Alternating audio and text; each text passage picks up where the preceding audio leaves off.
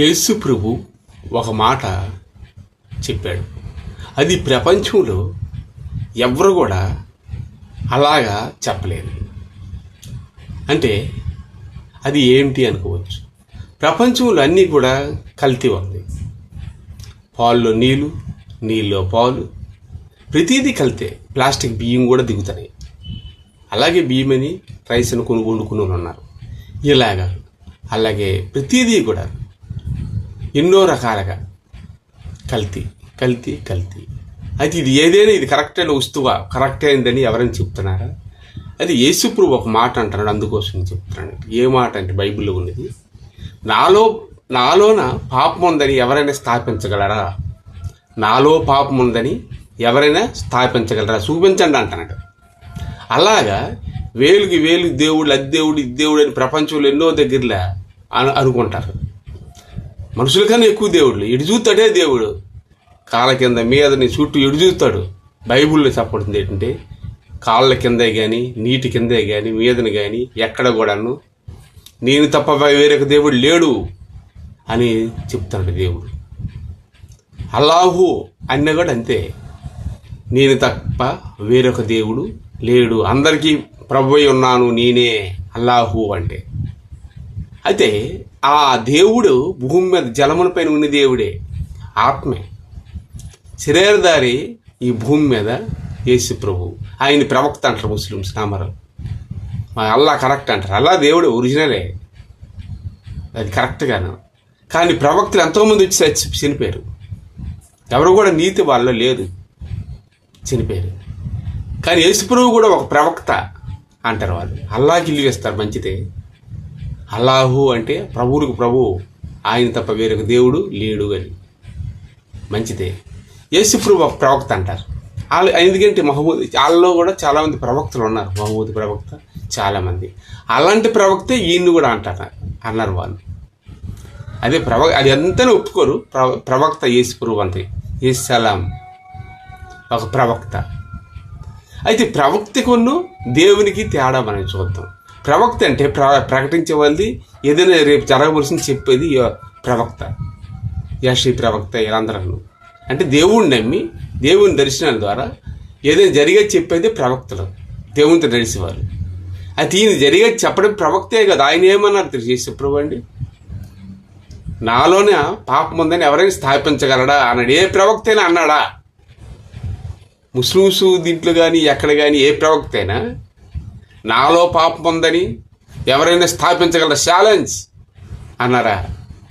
కొంతమంది సరుకేదైనా అమ్మినప్పుడు ఏదైనా ఇందులో ఏ ఒక్క కల్తీ లేదు, ఇది మంచి నెయ్య అనేవాడు ఎవరైనా ఉన్నారా?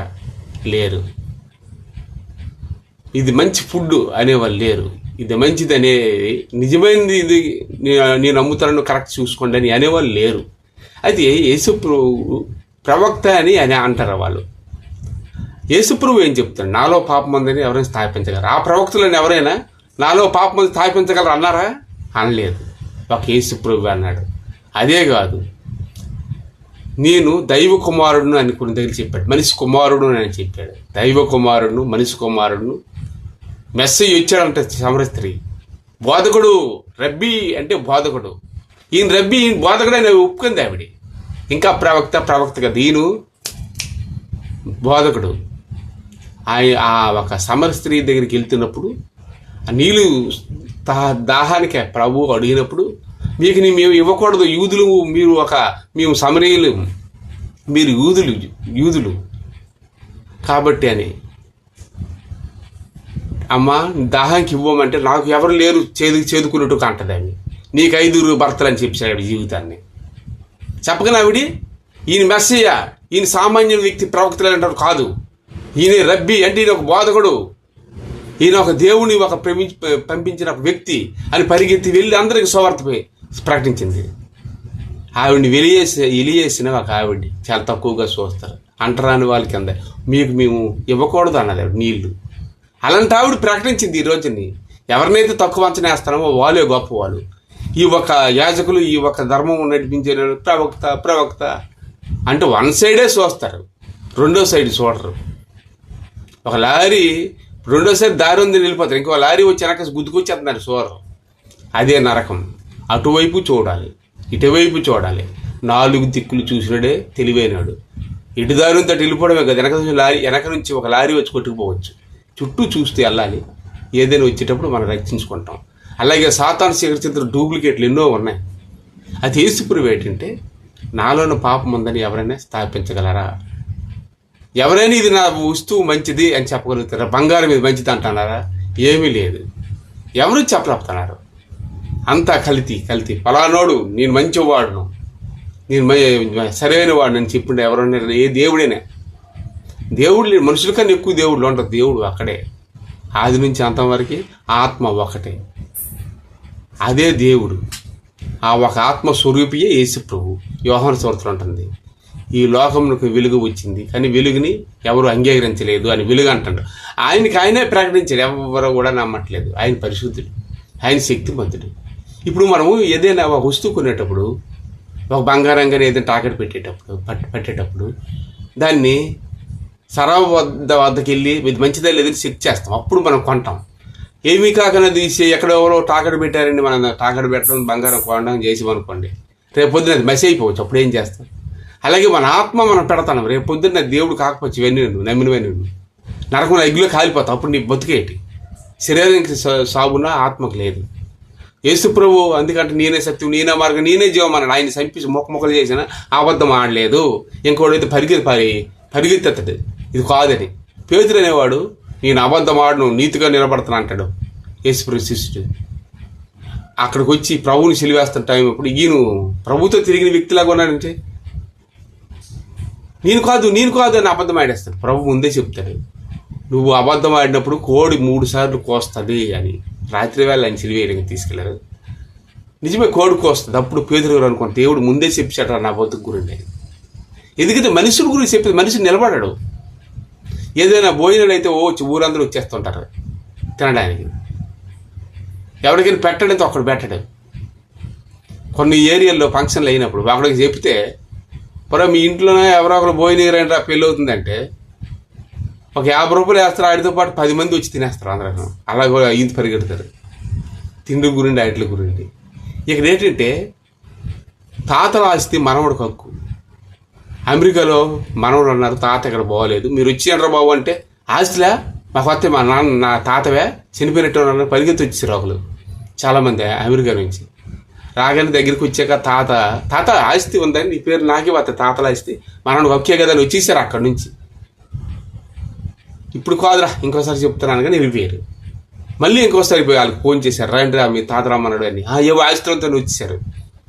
ఏం తాత ఏడుస్తూ అన్నాడంటే, ఇంకేం లేదురా, మిమ్మల్ని చదివించి బాగు చేసిన మీ నాన్నని చదివించి నిన్ను చదివించే ఆస్తులు ఉన్నాయి కదా, అవి ఎప్పుడో ఆయన దొంగతనం చేసిన వాటి ఇప్పుడు దొరికిపోయాడు, వాడు జైల్లోకి వెళ్తున్నాడు, ఆడి వంతుకు నువ్వు జైల్లోకి వెళ్ళాడరా మీరు అనగానే వాళ్ళు వెంటనే ఎవరికి చెప్పుకుని వెళ్ళిపోయారు.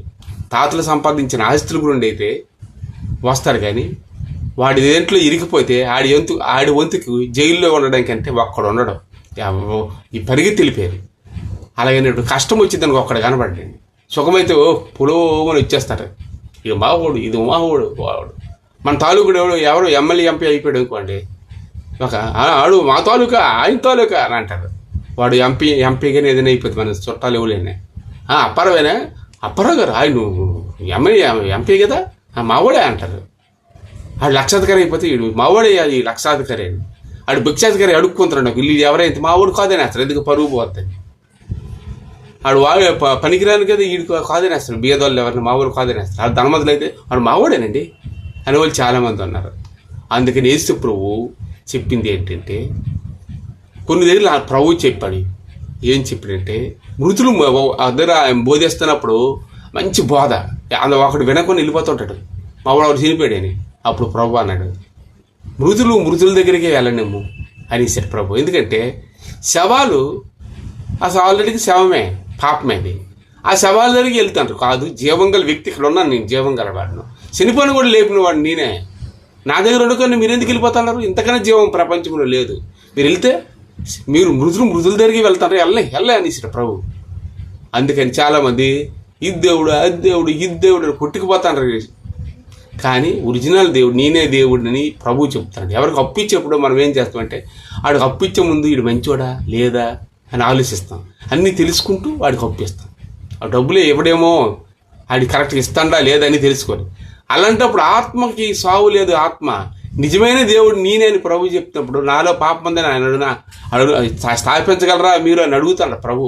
ఆయనలో పాపం లేదు కదా. ఎంతమంది ఎన్ని లక్షల మంది ఆయనలో పరీక్షించినా యేసుప్రభులో పాపం లేదు కాబట్టి ఆయనే దేవుడు.